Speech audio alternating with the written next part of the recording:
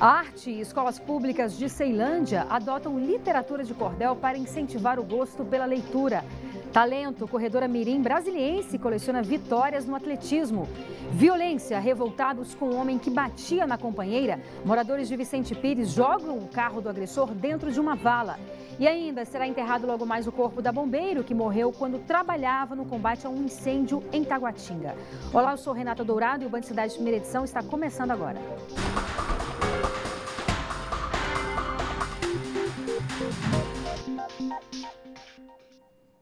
Olha, em plena Semana Nacional do Trânsito, para conscientizar sobre a importância de obedecer às leis, uma adolescente foi atropelada no momento em que atravessava a faixa de pedestre. O caso foi hoje, perto de uma escola pública em Samambaia. Brasília é referência nacional quando o assunto é respeito às faixas de pedestres. Mas Samambaia está meio que na contramão dessa boa imagem. Pela cidade, é fácil encontrar passagens com a pintura apagada. O problema é tão sério que na manhã desta segunda-feira, por volta de 6h30, uma adolescente foi atropelada enquanto tentava atravessar esta faixa de pedestres que fica na primeira avenida de Samambaia Norte, próximo a uma escola classe, a 210. Dá para ver que a pintura da faixa está bem desgastada. Quando ela percebeu, o estudante ia atravessar a pista e ela já deu conta e não deu nem como frear e pegou a criança da idade de 12 anos a 13 anos. Este vídeo feito por um telespectador mostra o socorro à jovem que estava com uniforme escolar. Esse aqui é um local. A área central de Samambaia, realmente aí as faixas estão todas comprometidas. Tanto na primeira avenida norte e sul, estão todas comprometidas. Este outro líder comunitário usa as redes sociais para protestar por melhorias na região. Neste vídeo, ele mostra a sinalização desgastada em outras quadras. Uma delas fica na 102, em frente à estação de metrô Samambaia, local de grande movimentação de pedestres. A situação se repete na primeira avenida norte, entre as quadras 408 e 208. Tem muita demanda de idosos, cadeirantes passando por aqui. Você praticamente não enxerga a faixa de pedestre. Um verdadeiro absurdo. A luta para estimular um respeito cada vez maior às faixas de pedestres em Samambaia é antiga. Hoje, após o acidente, os moradores contam que novamente pediram reparo. Praticamente toda semana tem um acidente na faixa de pedestre aqui em Samambaia. Falta de visibilidade, falta de respeito às vezes do motorista à velocidade, né? Mas especificamente que o Detran não está agindo, né? O Detran só sabe multar carro, né? Absurdo, né? E o Detran informou que na semana passada foi concluída a revitalização da sinalização da primeira e segunda avenidas sul de Samambaia. E nesta semana, segundo o departamento, vai iniciar a pintura da primeira e segunda avenidas norte. E aqui com a gente, Cláudio Humberto. Olá, Cláudio, boa tarde para você. Realmente, faixa de pedestre é algo que não pode definitivamente ficar apagado. Tem que ser algo automático, né?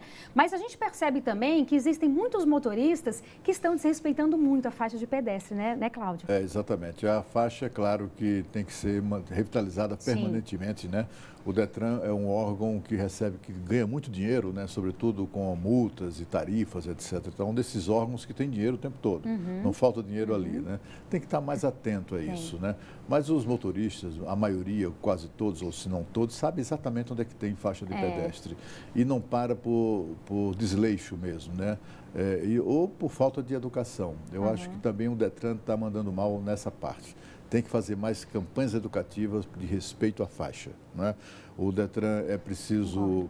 eu me lembro que quando isso foi implantado lá atrás, no governo de Cristóvão Buarque, havia para cada faixa de pedestre em via importante, havia também um policial do BPTran, né? do Batalhão de Trânsito da Polícia Militar. Tudo bem, buscava-se a educação, mas a partir de um determinado momento os motoristas passaram a ser multados por não respeitar a faixa. Aquilo ali foi feito pedagogicamente durante poucos meses e até hoje isso prevalece, né, o respeito à faixa. Portanto, é preciso que a autoridade do Detran e do BPTran atuem mais nas faixas, não é, em proteção ao cidadão, e também que elas venham a ser repintadas e revitalizadas. Mas, sobretudo, é preciso campanha de conscientização. As pessoas precisam saber que aquilo ali é espaço do pedestre e que a obrigação do motorista é proteger o pedestre, assim como do motociclista também. Né? Na lógica da vida, é assim que funciona. Os mais fortes protegem os mais fracos. os veículos de grande porte devem proteger os de médio porte e assim sucessivamente até chegar ao pedestre. Como você falou, é toda uma campanha de conscientização mesmo, porque Brasília ficou conhecida, né, nacionalmente por esse respeito. A gente percebe que com o passar dos anos isso vem diminuindo. Agora, uma coisa que me chama muita atenção também é o uso do celular, Cláudio. As pessoas se distraem muito com o celular, né? Elas ainda não se deram conta disso. Eu acho até que todos, no fundo, sabem, porque todos, em algum momento, passamos pela experiência de se distrair com o celular e verificar e constatar que aqueles 2, 3 segundos são fundamentais para que aconteça um acidente, até mesmo um atropelamento. Não sei se foi esse o caso, sim, foi. Mas é outra hipótese. A gente não sabe se foi, mas a gente está falando de vida, né? Mas é outra hipótese, com certeza. Né? Muito forte. E olha que iniciativa legal, escolas públicas de Ceilândia adotaram a literatura de cordel para estimular o gosto pela leitura e a criação literária dos estudantes. O projeto A Magia do Cordel vai passar por 20 colégios da cidade. Susan tem apenas 10 anos e é apaixonada pela literatura brasileira. No projeto, a estudante encontrou uma nova forma de se expressar, usando a leitura e a declamação de poemas. Eu acredito que a leitura transforma. O projeto A Magia do Cordel foi idealizado pelo cearense Raimundo Sobrinho, que é escritor de cordel. A ideia foi aprovada e se espalhou pelas escolas de Ceilândia. O carro-chefe do programa é um cordel que mostra um pouco mais da realidade do povo brasileiro. Brasil, que é um só país com um povo que nele existe, uma parte vive bem, a outra quase não existe. Por isso que eu escrevi Brasil alegre, Brasil triste. Brasil alegre sorri, Brasil triste chora, Brasil alegre é por dentro, Brasil triste é por fora, Brasil alegre é um cidadão, Brasil triste é um caipora. A ação beneficia 20 escolas de Ceilândia. Neuza é diretora do colégio Caíque Bernardo Saião e trabalha há 25 anos com projetos culturais. Ela vê na iniciativa uma maneira de desenvolver a intelectualidade e a criatividade dos pequenos. São crianças criativas e elas têm muita vontade de crescer, de sair desse comodismo, digamos assim, né? Da pobreza mesmo, quase que extrema. A literatura de cordel é escrita em forma de rimas e alguns poemas são ilustrados com xilogravuras, o mesmo estilo de gravura usado nas capas dos cordéis. Aqui os alunos aprendem na teoria e também na prática. Raimundo explica que a ideia é descobrir novos talentos e estimular os alunos a escreverem os próprios versos. Despertar nessas crianças a vontade de escrever e também há a intenção de eles se afastarem um pouco do celular. Não quero aqui demonizar o celular, mas o uso racional, né? E o prazer pela leitura. Gessé, que ama histórias de romance e aventura, confessa que se encantou pelo cordel e até arriscou declamar trechos de um poema. Cada um faz seu caminho, mas é raro alguém sozinho encontrar a felicidade. Enfim, que o amor seja presente. Que o amor seja presente, que sempre lhe fortaleça, que a vida lhe dê amigos e que você sempre agradeça, que a cada sofrimento, esse belo sentimento nasça, cresça e permaneça. E será que a turma gostou? Gostou e muito, né, Cláudio? Muito legal. Nada como a literatura, né, para nos salvar e para ensinar essa meninada tantas coisas que o mundo virtual não pode ensinar. Essa escola, nós todos temos esse papel como pais, né, mas também a escola tem esse papel fundamental de estimular a leitura, né? As pessoas precisam saber, as crianças sobretudo, quem não lê, não sabe, não ouve, não vê. E, portanto, tem que ler, né? É assim que as pessoas se inserem. E tem que estimular também e cultivar a nossa língua, nossa linda língua portuguesa, né? O que torna o Brasil uma nação é a língua. É a principal referência de nação, de um povo, é a sua própria língua. Nós temos o privilégio de falar a mesma língua do Oiapoque ao Chuí. É um país único, o Brasil. Você chega no sul dos Estados Unidos, vai ter dificuldade de entender o inglês que se fala lá. Você chega na minúscula Bélgica, são 3 línguas, né, dentro de um país tão pequeno, né? Nós temos um país gigantesco, que é essa grande herança cultural que recebemos dos portugueses, que nos legou isso, né? Um país que fala a mesma língua, com diferenças sutis de sotaque, mas a mesma língua fundamentalmente em todo esse território continental onde vivemos. Verdade. E olha, a volta do crime golpe do pescador. Em uma agência do CIA, um ladrão colocou um equipamento que puxa o envelope do depósito antes que o valor seja recolhido pelo banco. O homem estava sendo monitorado há 3 meses e foi preso em flagrante. Olha só a ousadia desse ladrão. Imagens cedidas pela Polícia Civil flagraram quando um dos criminosos instala o equipamento. O aparelho impede que o envelope de depósito entre no caixa e desça até o cofre. Os investigadores divulgaram imagens da ação que começou há 3 meses. Os crimes eram cometidos com o apoio de pelo menos 3 pessoas e realizado nas agências da Asa Sul e setor de indústria. Neste domingo, um deles, o Wellington Cabral, de 31 anos, foi preso em flagrante quando chegava na agência do CIA para pegar o resultado da pescaria. Também foi parar na delegacia da Asa Sul o carro que ele usava para aplicar os golpes. Está em nome de terceiro, vamos estar investigando aí a participação desse terceiro também, se tem algum envolvimento nesses crimes aí de furto praticados. O rapaz já tinha passagens por estelionato e furto. Desta vez, foi autuado por furto qualificado mediante fraude, com pena máxima de 8 anos de prisão. As investigações continuam na busca dos demais envolvidos. Importante ter muito cuidado, né? Ficar atento. E olha, começam a valer hoje as novas regras para quem vai tirar a carteira de habilitação. Uma das mudanças é o uso do simulador, que passa a ser facultativo. A partir de hoje, quem for tirar a Carteira Nacional de Habilitação vai perceber algumas mudanças. As principais alterações são o fim da obrigatoriedade do simulador de direção e a redução de 20% da carga horária mínima para a categoria B, voltada para os motoristas de carro de passeio. Além disso, haverá diminuição de 80% na carga horária das aulas noturnas, que passam de 5 horas para apenas 1 hora. Para quem for tirar habilitação para motos, a carga horária será de 10 horas, o que significa uma redução de 50% nas aulas. A estimativa é que o valor para tirar a carteira tem uma redução de 17%, que passaria para uma média de R$ 1.600. Celeiro de talentos como Joaquim Cruz e Marilson dos Santos, o Distrito Federal tem uma nova promessa do atletismo. É a pequena Sara Bolt. Com apenas 10 anos de idade, a atleta mirim já venceu competições em Brasília e em outras cidades brasileiras. Veja só.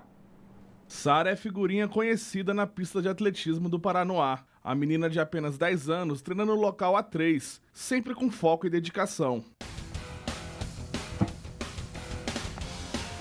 Essa história começou com a irmã mais velha dela. Rebeca treinava na pista e Sara pedia para ir junto com ela aos treinos. Ela não queria. Aí eu chorei e falei pra minha mãe lá dentro de casa, falando que ela não queria me levar.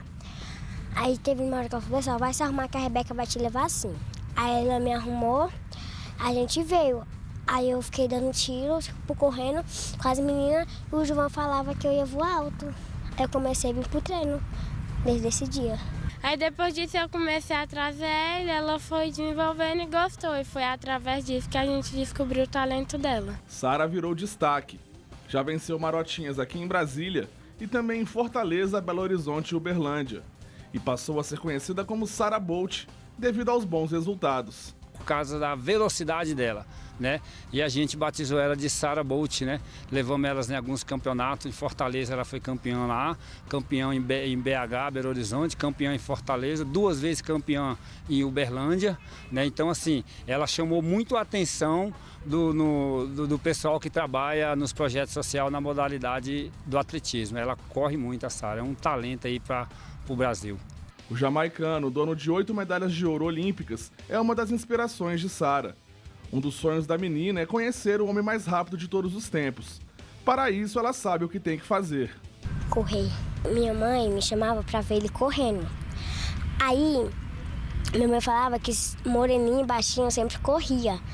Aí eu comecei a gostar do Bolt. Todo dia o Hudson, meu irmão, assistia quando ele era pequeno, quando ele estava correndo, várias coisas do Bolt. Mas quem vê essa garotinha não imagina que ela já esteve perto da morte. A mãe dela lembra de quando Sara tinha apenas 5 anos e foi picada por um escorpião. O veneno ficou mais de 18 horas no corpo e ela acabou tendo 3 paradas cardíacas. O médico chamou a gente e falou que ela não iria sobreviver, né? Hoje eu acredito que ela está viva por um milagre, né? Porque todos os médicos falavam que ela não iria levantar mais, que ela não iria vencer e que ainda que ela sobrevivesse, ela iria ficar com sequelas.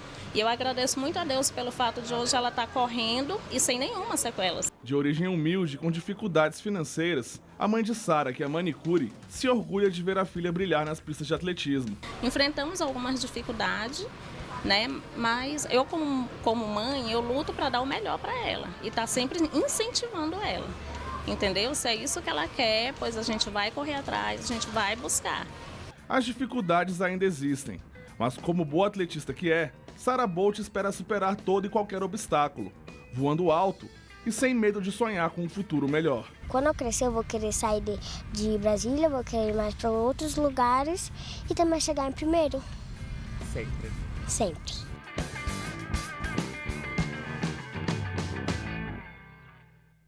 Aí uma guerreira, né? Boa sorte para você, Sara, parabéns, viu? Persiga no seu sonho.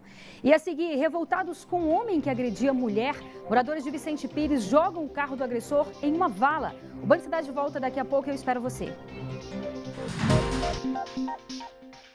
Agora são 12 horas e 47 minutos. Olha só o que aconteceu em Vicente Pires neste domingo, ou seja, ontem.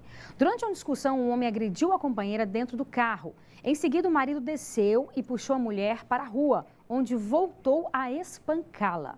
Vizinhos revoltados com a cena de violência empurraram o carro do agressor para dentro de uma vala que fica na rua 12 da cidade. Depois do ataque, o homem fugiu e até a última atualização aí dessa reportagem não havia sido encontrado. De acordo com o Corpo de Bombeiros, a mulher precisou ser levada ao hospital de Taguatinga. Depois do atendimento, ela registrou o boletim de ocorrência, solicitou medida protetiva de urgência e foi encaminhada ao IML para exame de corpo de delito. O caso é investigado como lesão corporal, dano e injúria e está enquadrado na Lei Maria da Penha. Cláudio, eu sou contra a violência para combater violência, aquelas coisas das pessoas serem linchadas, mas esse caso aí até que eu gostei, viu? Olha, isso aí, mas cadê o sujeito, né? Cadê ele, Cadê né? ele? Fugiu. Né? Pois é, aquela senhora está sob medida protetiva, fica se escondendo, se bem que aqui esse negócio de medida protetiva frequentemente não funciona. Enquanto isso, o agressor fica solto, livre, leve, solto, circulando à vontade. A gente espera que a polícia prenda, que existe um mandado já a essa altura de prisão expedido pela justiça para tirar esse sujeito de circulação, porque ele é um covarde, né? Como tantos covardes, né? Esses covardes que batem em mulher, como a gente tem lembrado aqui sempre, né? Todos eles têm uma coisa em comum, o tamanho do pinto, desse tamanho. Freud explica, né, Cláudio? Freud explica. E olha, vai ser velado logo mais às 2 horas da tarde, no grupamento de bombeiros militar no centro de Taguatinga, o corpo da soldado Marizeli Dias. A militar morreu ontem durante o combate a um incêndio florestal em Taguatinga. Ela tinha 31 anos e havia acabado de concluir o curso de formação dos bombeiros. Uma perícia será feita na área para esclarecer o que de fato aconteceu, mas por enquanto o caso é tratado como fatalidade.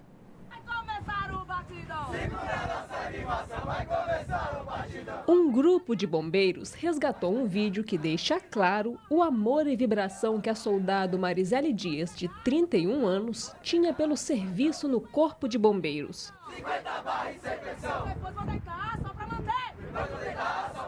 Foi durante um combate a incêndio que ela morreu. Junto com a equipe, a mulher tentava controlar o fogo em uma área de vegetação do Cerrado, na QNL 2, próximo à Via Estádio em Taguatinga. Foi quando um galho de árvore caiu sobre ela e arrastou fios de alta tensão que a atingiram com uma descarga elétrica de 13.000 volts.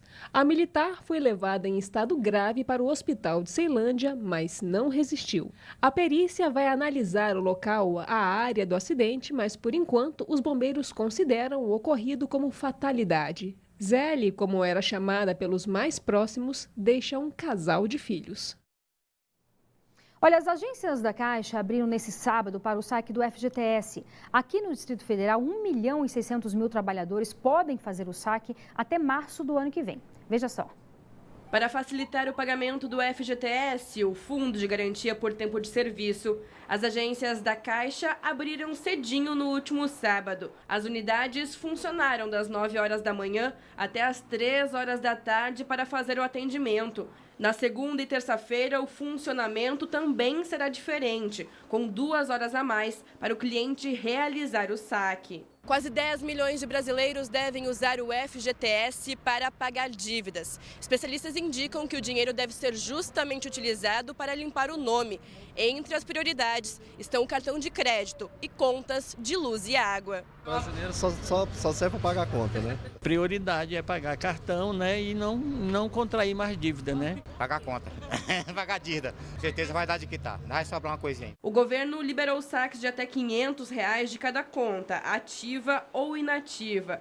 Para quem tem poupança na Caixa, o crédito é automático. Correntistas que autorizaram o depósito até 8 de setembro também podem receber nesta primeira fase. Os saques vão até dezembro, de acordo com a data de nascimento do cliente. Nesta primeira fase, recebe quem nasceu entre janeiro e abril. Quem não é cliente da Caixa começa a receber a partir de 18 de outubro. E o calendário também segue o mês de aniversário, até 31 de março de 2020, data limite para o saque. Trabalhadores que não fizerem o resgate continuarão com o dinheiro na conta do FGTS. Pois é, Cláudia, aquilo que a gente já falou aqui algumas vezes, a prioridade de fato é pagar as dívidas, né? Não consumir mais se tiver com dívida, até porque com o nome sujo a pessoa não consegue nem comprar, né? E aí isso para o mercado também é ruim. Pois é, olha, foi uma beleza isso, né? Somente no sábado, 12 milhões de pessoas tiveram nas suas contas quentinhos ali, né? O que é um refresco para muita gente é solução, né? Há aquelas pessoas que desdenham disso, tá? Também essas, né? Que isso aí é muito pouco, isso não resolve. É claro que não, mas é um refresco fundamental. Tanto assim, tanto era importante que 12 milhões de pessoas conseguiram fazer isso no sábado. Hoje a Caixa abriu mais cedo, 2 horas antes. Amanhã também vai abrir 2 horas antes. Se a agência abre às 10, vai abrir amanhã às 8. Aquelas que abrem às 11 passam a funcionar a partir das 9. Tudo isso para facilitar o saque. Serão 33 milhões de brasileiros com direito a esse tipo de operação, o que é muito bom também para a economia, né? Os 4 bilhões 970 milhões que foram distribuídos no sábado, isso é dinheiro na veia da economia, né? Isso é consumo, é pagamento de dívida, até porque, como a gente tem dito aqui, a alegria de pobre é pagar conta, né? É pagar as contas, é limpar o nome, é ser reinserido no mercado de consumo, enfim, tudo a roda vai girando e a economia também. Com certeza. Olha só, agora a gente faz mais um breve intervalo e daqui a pouco a gente volta. Não sai daí que eu espero você. Agora são 12 horas e 54 minutos. Vamos falar de quê? De futebol. Um frangaço. Como é que é aí, Nelson? De onde você tirou isso? Tá ouvindo aí, né? Pois é, um frangaço tirou o time do Fluminense do sufoco. No estádio Mané Garrincha, com uma falha grave do goleiro Cássio, o time alvinegro perdeu por 1-0 e tirou o tricolor da zona do rebaixamento. Com a derrota, o Corinthians perdeu uma invencibilidade de mais de 3 meses. E como não é nada tão ruim que não possa piorar, acabou saindo do G4. Corinthians e Fluminense entraram em campo com objetivos bem diferentes. O Timão querendo se consolidar no G4 e colar de vez nos líderes. Já o tricolor carioca buscava sair da zona de rebaixamento. E quem começou melhor foi o Corinthians. Logo aos 7 minutos, Fagner cobrou escanteio e o zagueirão Gil subiu mais alto que todo mundo e acertou a trave.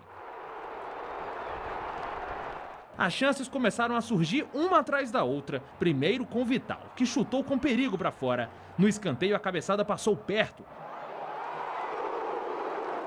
O goleiro Cássio nem aparecia no jogo. Para falar a verdade, quase nem entrou em campo. Mas aos 39, Ganso resolveu testar o Cássio. E olha só o que aconteceu. O chute despretensioso da intermediária virou um frango daqueles. Com o prejuízo no placar, o Timão voltou para o segundo tempo pressionando. Janderson levantou a torcida com esse chute perigoso. Como a bola não queria entrar, Carille resolveu apostar em Wagner Love, um dos artilheiros do time no campeonato. Bocelli também entrou em campo, mas apesar dos esforços, não era mesmo o dia do Corinthians. Melhor para o Fluminense, que enfim saiu da zona de rebaixamento. Nós podemos, no segundo turno, colher outras vitórias e fazer o Fluminense se distanciar da zona de rebaixamento. Com a derrota, o Corinthians perde uma invencibilidade de mais de 3 meses no campeonato. De quebra, ainda sai do G4. Agora, o Timão vira a chave e o foco passa a ser o jogo de ida das semifinais da Copa Sul-Americana contra os equatorianos do Independiente Del Valle. Pois é, e você vai acompanhar uma matéria completa e os comentários, claro, sobre esse jogo aí daqui a pouco nos Donos da Bola, que começa logo mais depois do Band Cidade de primeira edição. Ô, Cláudio, você vê um goleiro tão experiente, mas essas coisas acontecem no futebol, né? Acontece nas melhores famílias e dos melhores goleiros também, né? Goleiro de seleção brasileira, Pois espetáculo de goleiro, Pois mas também tem lá os seus momentos infelizes. O treinador do Fluminense deveria agradecer ao goleiro, né? Porque, afinal de contas, foi mais problema do goleiro do que mérito do time de Oswaldo de Oliveira, infelizmente. Todos os times cada jogo tem a sua história, né? O CSA, por exemplo, estava vencendo o São Paulo dentro do Morumbi, faltando ali 3, 4 minutos, inventaram uma falta daquelas bem mandrake e acabou empatando. Enfim, todos têm motivos para celebrar. Sim. E todos têm motivos também para reclamar, né? Os derrotados. Com certeza. Mas o Nelson Rodrigues que tinha uma frase que acabava com as polêmicas. Né? Ele dizia que toda vitória é santa. E eu digo e repito Nelson Rodrigues, porque afinal de contas ele foi certamente o mais ilustre de todos os torcedores do Fluminense em todos os tempos. Muito bem. E o seu Botafogo está como nessa história aí? Está bem, está mais ou menos. Está ali na metade da tabela. Quem sabe chegaremos mais adiante. É o que veremos. Vamos ver. E olha, aqui na Band você tem um canal direto para fazer denúncias, mandar vídeos e mostrar os problemas daí de onde você mora. É o WhatsApp do Band Cidade. Anote o nosso número 99976-9204. É isso, o Band Cidade Primeira Edição fica por aqui. A gente volta a se encontrar amanhã, ao 12:30. Fique agora com os Donos da Bola, com Bruno Mendes, Dani Pança e Zé Duílio. Amanhã eu espero você, hein? Tchau, tchau.